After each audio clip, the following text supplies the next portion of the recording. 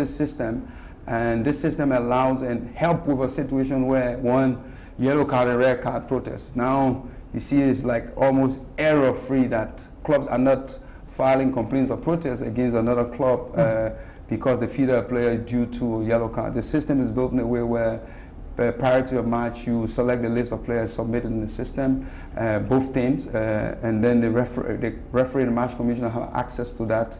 They will review and validate before the match is played. Information from the matches will also be inputted into the system by the match commissioner. So it's a digitized platform that we're using, and we want to enhance it over the period to make it better, not just for first, second division women's football, but to also take it down to community league, grassroots football competitions, because it's something that makes life easier. We go paperless, reduce costs on purchasing paper sheets and printing costs, but also the flexibility where you can access the system on your phone, you can access it on a tablet or computer. So it makes it very easy and flexible. Taking note that we have mobile services, 3G and 4G internet services almost all around Liberia that match officials can use to access the system along with the club. So it's something that is amazing in use, and I'm hoping that the club over the period will find it much more comfortable when we continue with the same process. I understand that there were some trainings before even the introduction of this, and you earlier on stated about the issue of some couple of challenges. What are some of the challenges they've been highlighting? Well, a couple of issues we faced. The document, the system requires you to input contracts for a player, for example. Now, there are two things that happen. You cannot have someone declaring house, otherwise it makes it much more burdensome. You have to pay more staff to monitor each and every document that's inputted by a club. So the club has a responsibility in terms of those information they provide into the system. There are players who come complaining to the federation in terms of non-payments of salaries. So it has to go to the player status committee, and those information need to be retrieved from the system to review and see if the club is in breach or the player is in breach. There are some others in terms of requirements for national identification cards, for example. Okay. Others we found called national IDs from another source. So it's something that we are looking at keenly to see how we can solve that. There are others in terms of requirements of the contracts, residency, resident permanent work permits, and if you fail to upload the correct one, the only time the Football Association goes, they said there's a dispute or there's a protest, and we are petitioned by the independent bodies, the independent judicial body like the grievance committee, to extract those information. The beauty about it is that we have audit trail within the system, so it's not something that anyone can tamper with, because you have a unique username and password. So if any of the staff is doing something wrong, it's easy to just track it in less than 10-15 minutes, because you have audit trail in terms of all transactions that is done within the system. Okay, if we're just coming our way, this is the program, The Big Sports Interview, and our guest in studio is the president of the Liberia Football Association, MUSTAPHA RAJI. We are discussing in general football progress and challenges and going forward. My name is Julius KONTON. We're taking this in short break. When we come back, we'll delve into more issues of football in Liberia. Sports Online Television. At least we have some of those grassroots games coming just before the National League, just to expose our kids to crowd, All in the prison, train not just the image. Welcome back. This is the program, The Big Sports Interview, and MUSTAPHA RAJI, the president of the Football House in Liberia, is our guest, talking about the LFA, and we just cannot leave this particular issue out. On tomorrow will be the dedication of the headquarters of the LFA, the first of its kind. How are preparations, Mr. President, leading to that historic dedication on tomorrow? Well, I think everything is going on well. We're hopeful that we can have a good weather, a sunny day where we can complete the dedication ceremony. I would like to use this time to also extend my thanks and appreciation for everyone who dreamt about this, past leaders from the days of the late Willie Russell, the likes of Edwin Smith, Snow, Council Somo Ezeta Wesley. They thought that we needed a headquarter of our own since 1936. And the Ability Administration, who also thought about it, who went further along with former Vice President Musa Shana and team to launch the tender for design and build project. And we came as the other administration, 2018, took on with our platform, because as part of our platform we promised to build and complete full headquarter owned by the LFA. So it was good that when we came with that goal, we saw a blueprint in terms of a tender document that was completed and won by a Liberian-owned company, CSAF Liberia. So we grabbed it on. There was no need to change the documentation because the processes with FIFA is long. So we then went further to get engaged with FIFA, the FIFA team, before signing a contract after a very long process, a long and hectic process.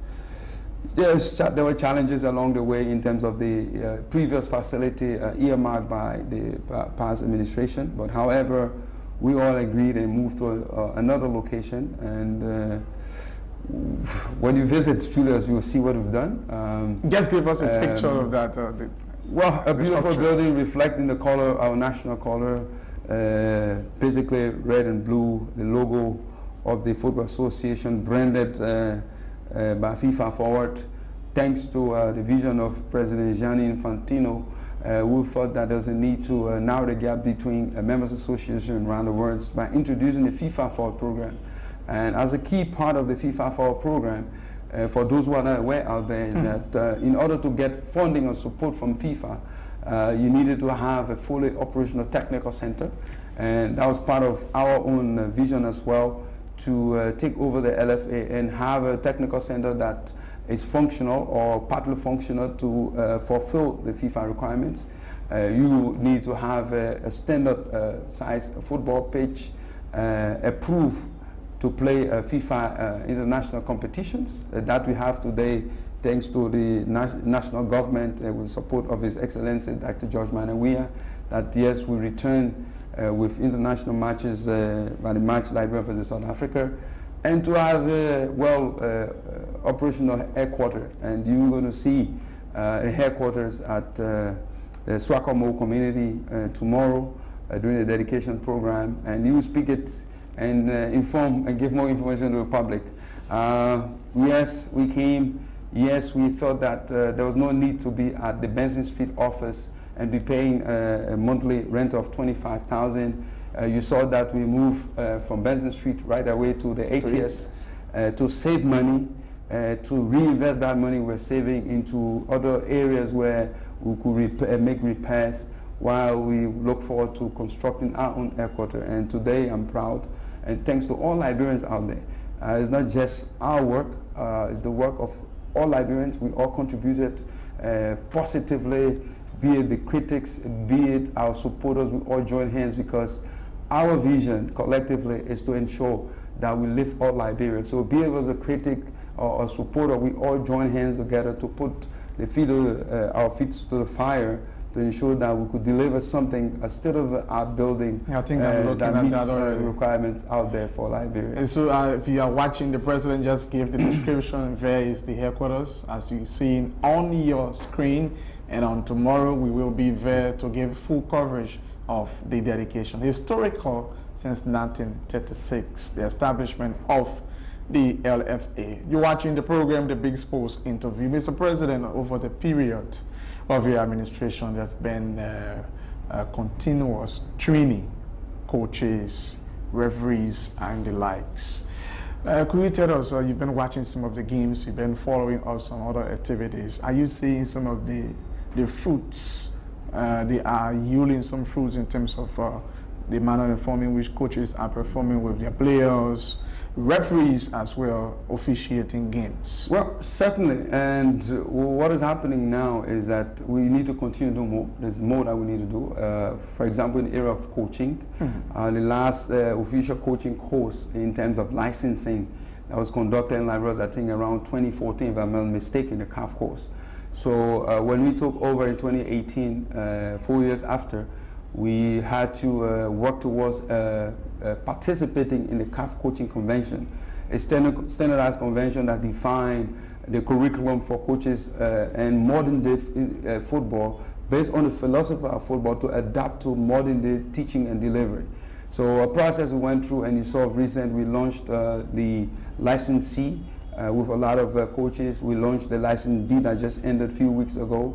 And we also then moved forward to go into specialized areas, area specialization. Today, we launched the first, I stand to be corrected, but it's the first physical fitness and conditioning course that we also launched, because there are a lot of things in terms of the physical fitness and level of our players that's important to contribute. It's not just about being a B license or A license coach, but physical fitness and conditioning is very important.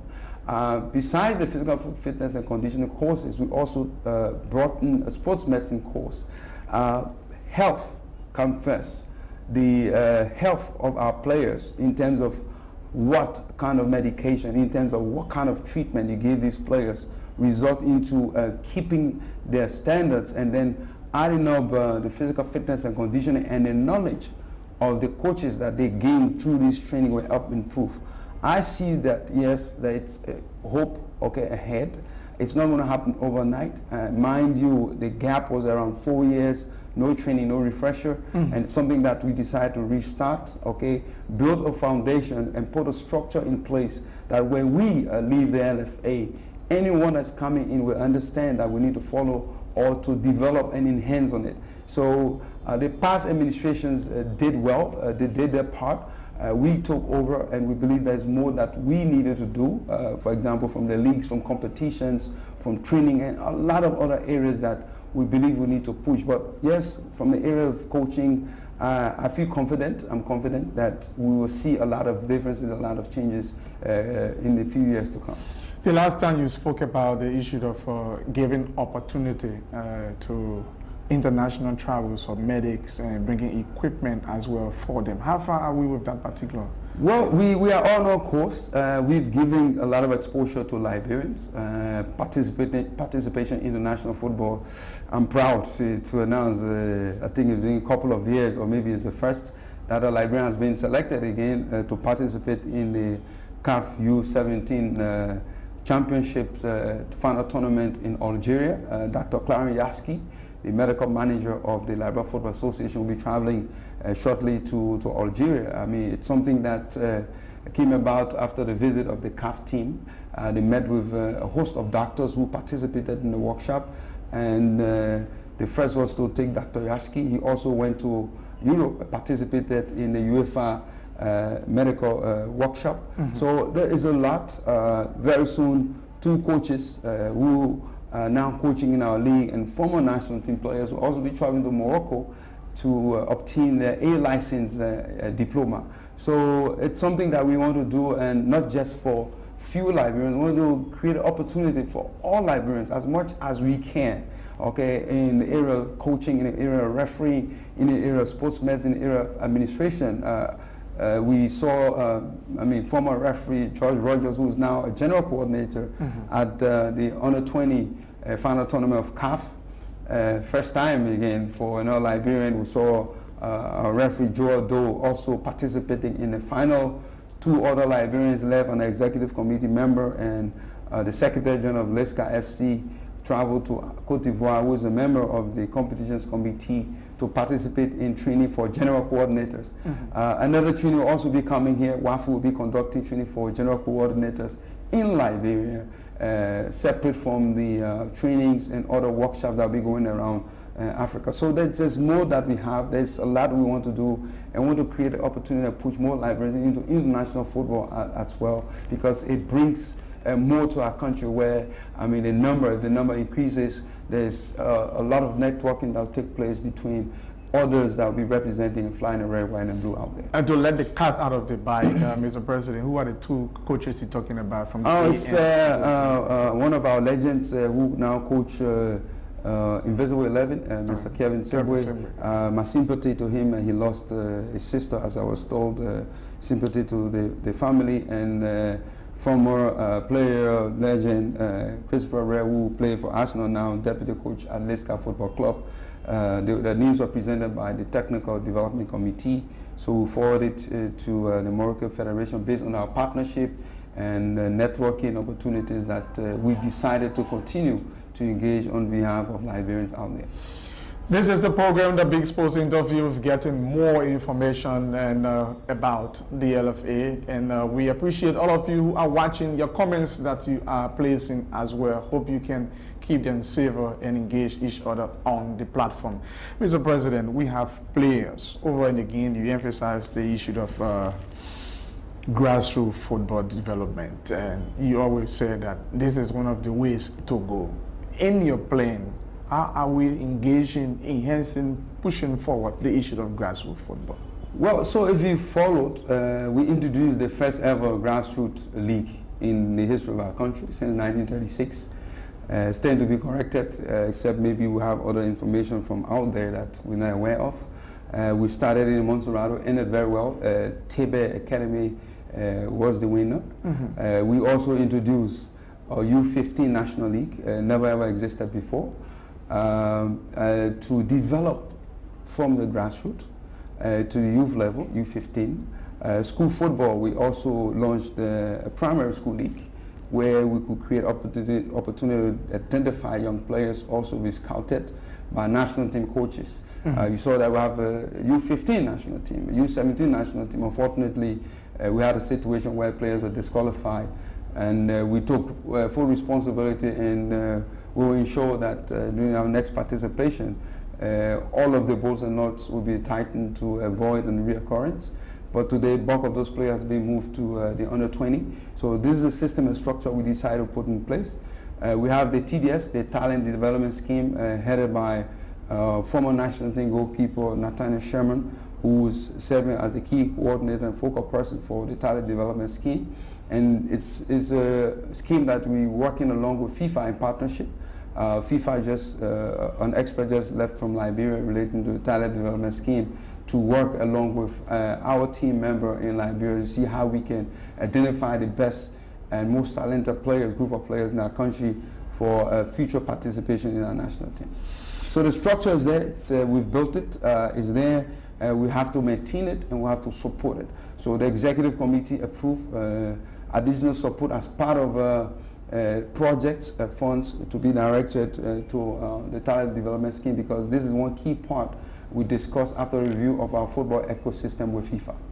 The issue of practical survivability of the clubs. In most cases, clubs will complain, the money. As a matter of fact, some of them train just 3 times a week compared to some of their counterparts in the regional or international areas. How is the LFA helping the clubs at least to take them on par?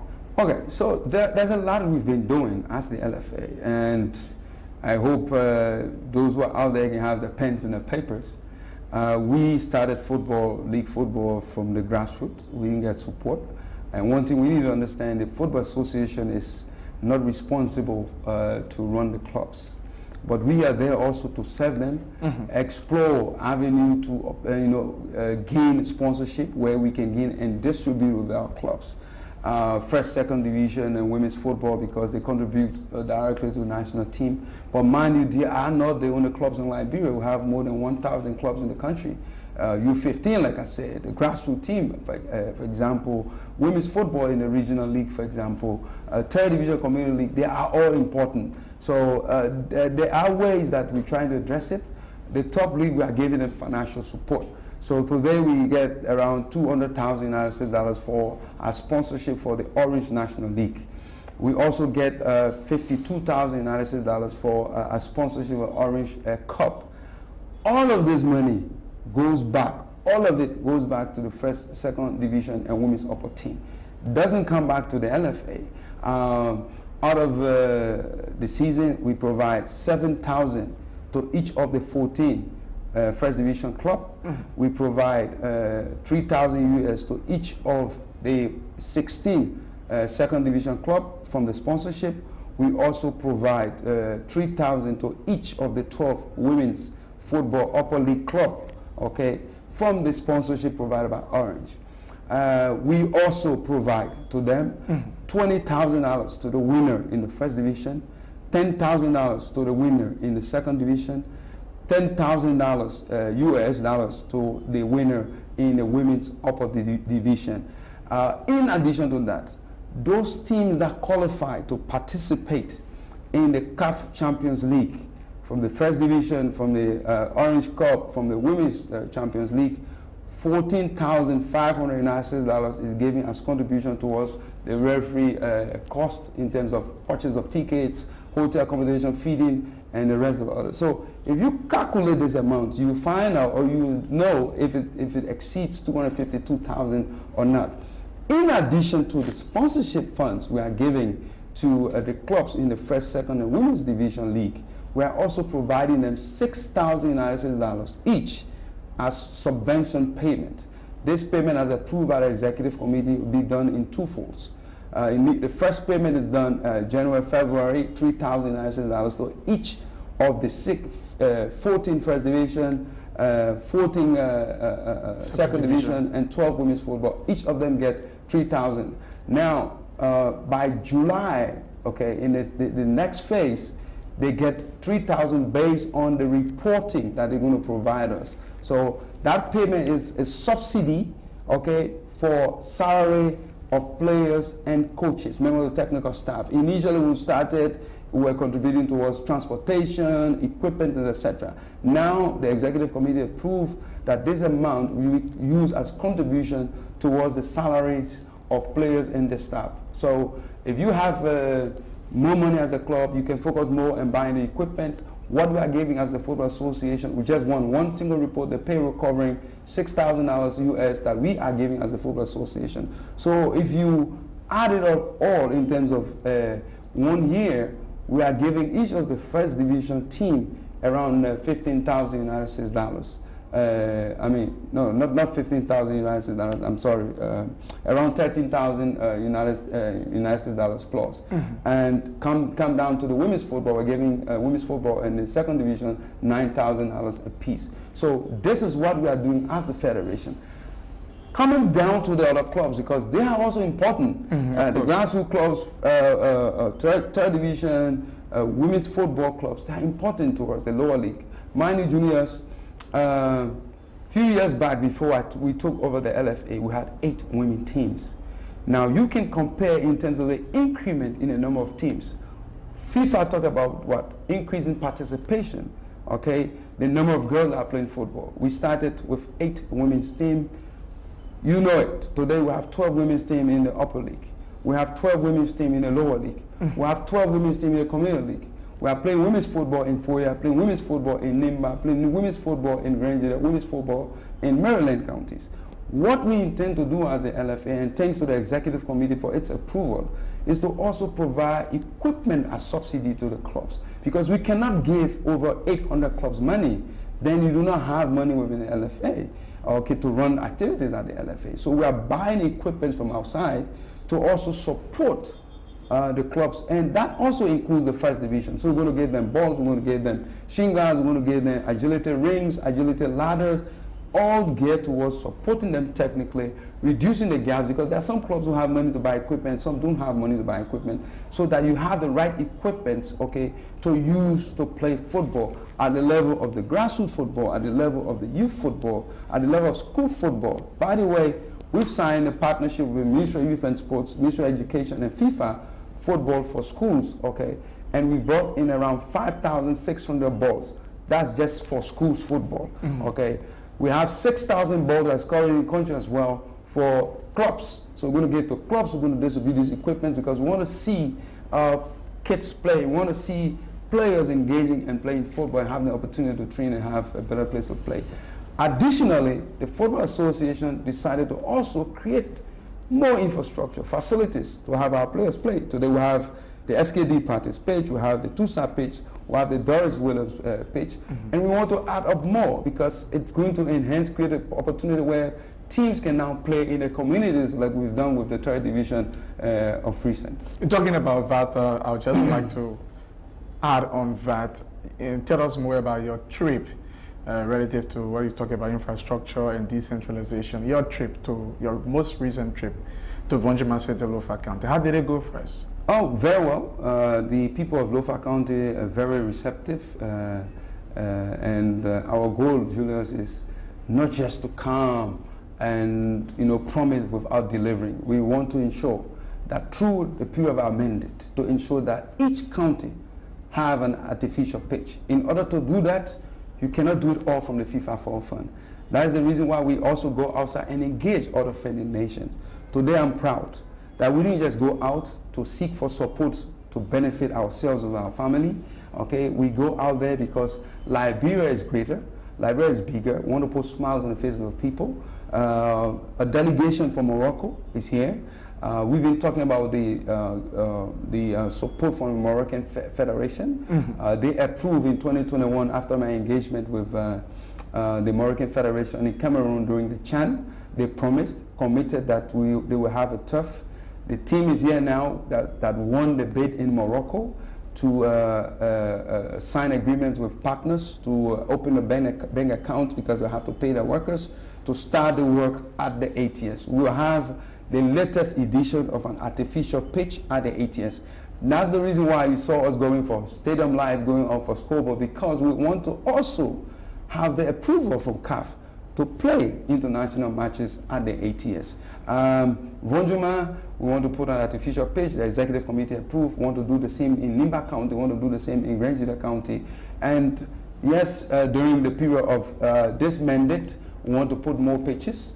After this mandate, if we are still at the LFA, we want to ensure that all counties will breathe, okay, to see an artificial pitch. I mean, the kids way there in Maryland deserve to play on an artificial pitch. At least let's have one there for them to play.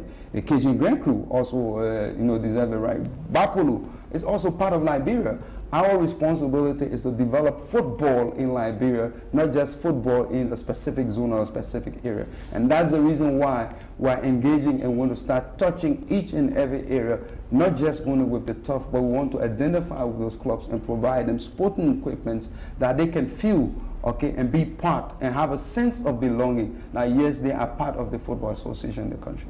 We're trying to develop football and to ensure that everyone can feel a part, whether you are in Grand Bassa, you are in Bopolu, and the likes. The president of the Liberia Football Association, MUSTAPHA RAJI, and we are discussing generally football issues. Mr. President, you outlined several of the good things, some improvements down the way. However the case is, whatever you've outlined, you will always have, and you have critics. At times, do you take into consideration some of the criticism, especially the constructive ones, to improve on some of the challenges that you have to improve generally football development in Liberia that you always stress? Very important for us. It's better people criticize you and then you know if you're working or not working than those who will praise you. We appreciate those that praise us and commend us for the work we do. Those who criticize is important for us. We take this information, filter them, and always the decision is just about the president. Because we have an executive committee, there are some decisions that we need to sit and discuss on the table, and we look at that. Now, bulk of the time, if it's coming from the clubs, there's a lot of positive and brilliant ideas that come in, and we all try working together to see how we can move it forward. It's not going to happen overnight. There are a couple of things that we can do today. There are a couple we'll do tomorrow. There are a couple of them that other administrations will come and do. We yearn for artificial pitches in Ghanarsville when we own our team, ran our team since 1995. They didn't happen overnight. No, thanks to Madam Somo Azeda Wesley for her administration for purchasing the land at the Tusa pitch. Today, our administration completed and put in place the artificial turf there. Who knows? Tomorrow, there could be a stadium by another administration way there in Johnsonville. So it is something that we embrace. Those that we can address immediately, we address them. Those that we cannot address immediately, we queue them. Once we have the support, once we have everything in place, we all address them. Have you been pushing this issue forward? You just talked about a stadium, a new national stadium to be on par with other countries, unlike the SKD? Have you been pushing that in some of your international engagements? A lot of times, and I mean, Morocco, our engagement with Morocco is not just the artificial pitch. We talk about artificial pitch in the stadium. They committed to the process. This is the first stage with the artificial pitch. When it is done, for those who doubted the process in terms of what we were doing and thought it was bluff, you know, I appreciate those stakeholders. And, you know, when those things come at us, we smile because we know it's real. And today we are seeing it. And I'll be happy that those stakeholders will also see the clubs will play on those fields. And I'll be very happy to see that. So there's also another project, the $1 billion project reviewed by FIFA that we want to construct one stadium each MA, value around 20 million. It is something that is still on a review process by the team because they're going to look for those who are going to support it, and then how we can then pay back using forward funds contribution over a long period of time. So it's something that, yes, we are looking at. We need to have a state-of-the-art stadium, a new one, with all of the different kinds of facilities that's expected to be there. Okay, this is the program, the Big Sports Interview, and Mustafa RAJI, president of the LFA, is our guest. We're taking this break. When we come back, as you may well know, the LFA is the caretaker of the national team. We'll be discussing about that and also the issue of fans and support to their various clubs. Please be there as we take a short break. To be right back. At least you have some of those grassroots teams coming just before the National League so as to expose our face to crowd and, you know. Go in the prison, train not just the image. We are taking Welcome back and thanks for rejoining us. Before moving into this particular discussion, Mr. President, whether you have this in your plan, it has to do with the cross-section of former national teams, former national team players, different associations, the welfare of them. Do you have that in mind, or have you been engaging with them to see how best there can be a synchronization to have one association and to move forward? Well, there's a lot of things that we have to do and a roadmap. If you're listening to a lot of my interviews, a lot of my engagement, I've opened our arms that we want our legends to join hands with us. Let us work together to develop and rebuild our football in the country. Well, if it is happening, maybe there's a slow pace. We've had a couple of meetings with other legends. I've spoken with Danisha Sebwe, with Kelvin. I've engaged a lot more with Mr. Washington Blay over the period in terms of how we can put together. And as part of our UEFA retreat workshop held at Mama Point, we stressed in terms of an inclusion. And the executive committee so far to push and prove to our players that yes, we want to have one national player association that will look in terms of the interests of the players, look at the welfare of players, the pathway in terms of life after football. This has to be coordinated and controlled in partnership with the LFA and the National Players Association. I mean, the former Vice President Musa Shano and myself who sat and discussed this thing lengthily. We want our players to come under one umbrella because, yes, you have other groupings, but the Football Association want to recognize one national football players association, and that's the reason why we've now pushed to Congress that we want the players, because these are the most important people who are playing football, who bring excitement to the game. There's no football without players. Okay, so we are pushing to the General Assembly to approve a representation of players, okay, the National Players Association at the General Assembly. Okay. It is not an overnight team. We cannot just go and pick someone and bring them there. No. It is first of all for the General Assembly to embrace it, that yes, we are in line based on international standards. FIFA, UEFA recognize that yes, we are in support of it as the General Assembly. The next process is to ensure that there is a constitution, to ensure that there is a leadership, and that leadership will go through election. And that elected official will then be submitted to represent the players at our General Assembly. So it is not that we now, as the LFA, will be recommending the inclusion, the membership of the National Players Association, meaning it is automatic. No, the first step is to approve these laws. We work with those organizations that will come under one umbrella to represent the interests of all players. Why we are saying national players, we're not saying former national team players. When you say former national team players, now you are eliminating one group. So we are here for all. Football for all Liberians, football for all players. So we want one and unique National Players Association to represent the interests of all players that we can engage and work with over the period of time to ensure that, yes, we get their input and see how we can build the transition. And as part of this today, you see that we've, brought in Nathaniel Sherman, former national team goalkeeper, today is serving as the TDS coordinator at the Football Association. He's a former player. Former player Anthony Lafort, participated in the physical fitness and conditioning course.